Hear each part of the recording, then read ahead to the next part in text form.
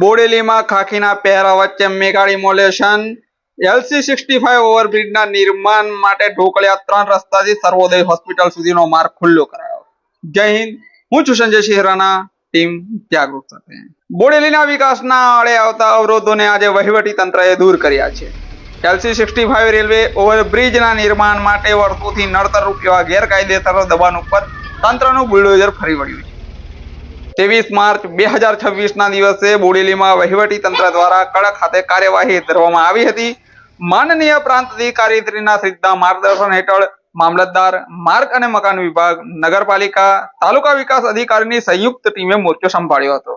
Bodeli Dabhoi state highway ઉપર ઢોકળિયા 3 રસ્તાથી લઈને સર્વોદય hospital સુધીના માર્ગમાં આવતા ગેરકાયદેસર ઓટલા, શેડ, વીજળીના થાંભલા જેસીબીની મદદથી તોડી પાડવામાં આવ્યા હતા.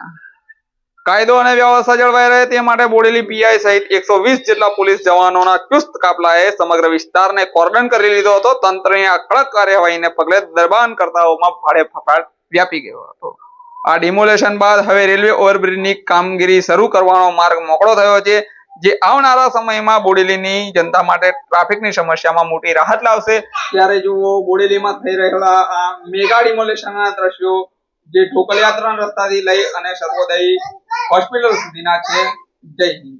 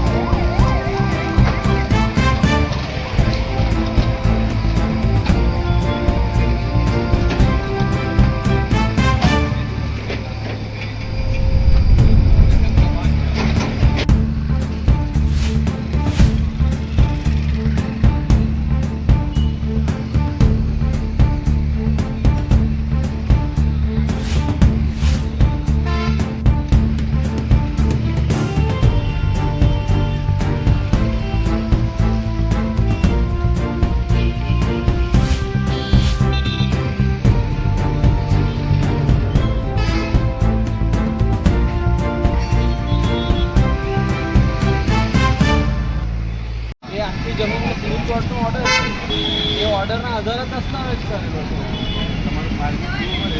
આમાં જમીનનો દસ્તાવેજ આખી વસ્તુ નથી. આજરોજ તારીખ 23 માર્ચ 2026ના રોજ બોડેલી નગર ખાતે Dabhoi Bodeli highway state highway 11 number ઉપર જે LC નંબર 65 નંબરનો ફાટક આવેલો છે, જેના ઉપર 52 કરોડના ખર્ચે રેલવે ઓવરબ્રિજ બનનાર છે, જેમાં આવતા રસ્તા પર આવતા નડતરરૂપ દબાણો હટાવવાની કામગીરી આજરોજ માર્ગ મકાન વિભાગ દ્વારા સ્ટાર્ટ કરવામાં આવી છે, જેમાં 100 ઉપર પોલીસ સ્ટાફ, નગરપાલિકાના ચીફ ઓફિસર શ્રી, મામલતદાર સાહેબ શ્રી, પ્રાંત સાહેબ શ્રીના સાથ સહકારથી આ કામગીરી હાથ ધરવામાં આવી છે, જેને જેસીબી અને ટ્રેક્ટર દ્વારા 2-3 દિવસમાં કામ પૂરું કરવામાં આવશે. જે જાણશે ચાલો.